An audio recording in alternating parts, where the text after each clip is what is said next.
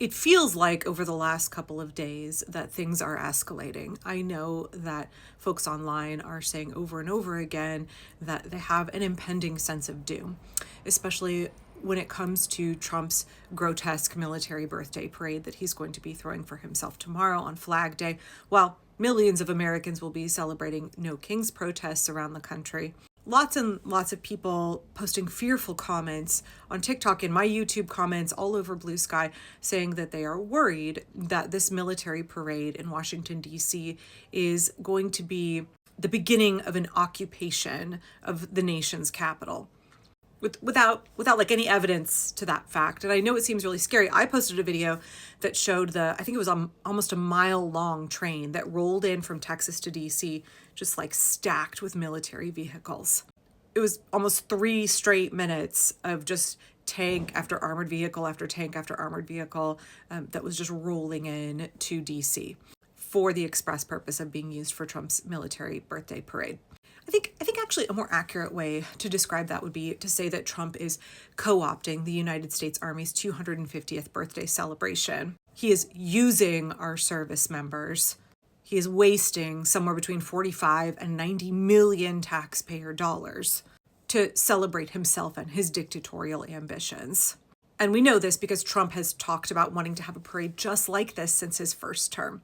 And I get it. I think it's really scary to think that 7,500 armed service members from the United States Army and hundreds of vehicles and helicopters are being shipped into Washington, D.C. for this parade.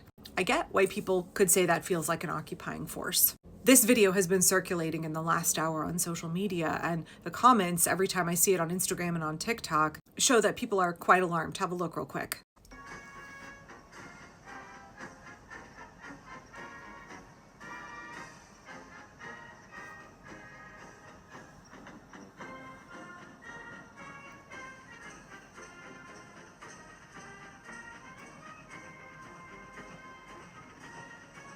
Yeah, okay, I see why that feels scary. We are not used to seeing that in the United States of America. That is something we associate with tyrannical governments. That's something we would associate with Russia or North Korea. And so folks have been watching the ramp up to this parade tomorrow, and then we're also watching what's unfolding in LA.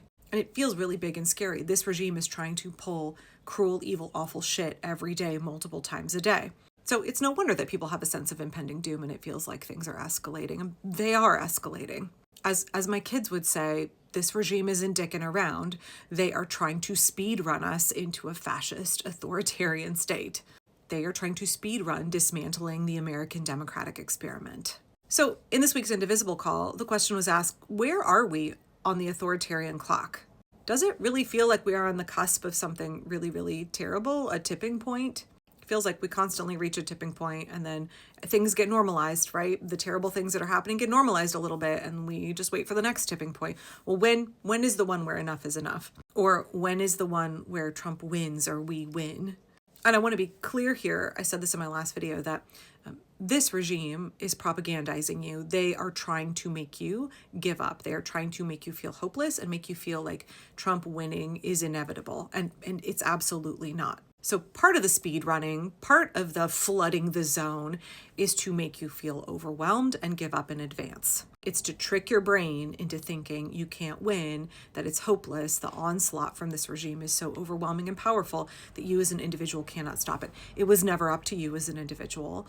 All that is required of you is that you do your part and join the resistance. It is the aggregate power of millions and millions and millions of Americans, all of us coming together and doing our small contributions that will stop this. So please don't believe the lies of this regime. Please don't let the propaganda get to you and fool you into thinking that you can't stop this by yourself and so it can't be stopped, right? Please don't let the propaganda work on you in that way.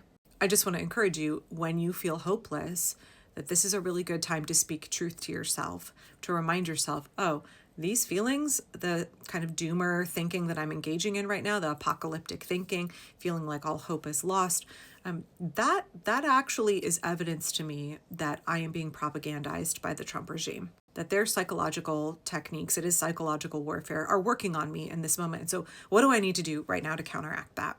But at the same time, we don't want to be all sunshine and roses and minimize the harm that's being done here, right? We don't want to James Carville this and pretend that it's going to magically go away in the midterms. No, no, no, no. We want to have an appropriate level of understanding. So what does that mean when it comes to the authoritarian clock, right? They are trying to pull evil, nasty, terrible shit. They are trying to strip us of our freedoms. They are trying to dismantle democracy. Let's not pretend that it's something less than that. But also, let's not pretend that they're going to win. Let's not hand them over a victory, right? I said this earlier today on Blue Sky, but like, why would you hand the future over to Donald Trump? It's your future. It's my future. We get to write the future. Why would you give him that victory? I'm not prepared to hand over my future and my children's future to a fascist regime. Okay, so back to this question. Where are we on the authoritarian clock? Ezra and Leo were talking about the fact that we are now in a period of autocratic breakthrough, right? That means that a would-be dictator has come to power. Usually they come to power through legitimate means, right? They're voted in. The mustache man voted in Germany. Donald Trump voted in, unfortunately. But just because somebody is a duly elected official, that doesn't mean they can't then engage in a coup, right? They can't then try to seize power that they do not have, that is not granted to them by the Constitution. And that's what we're watching Trump do right now. He's trying to consolidate all of his own power and push his own authority to the max, right? He is trying to crush all other sources of power that might oppose him.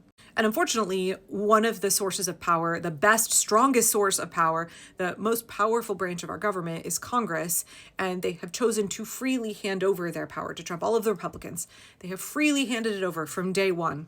That is a big part of the reason we are in this mess, is because Congress is abdicating their duty. Trump didn't have to seize shit from them. They just handed it over willingly. So remember that. Every Republican in the House and the Senate, they are responsible for what we're living now.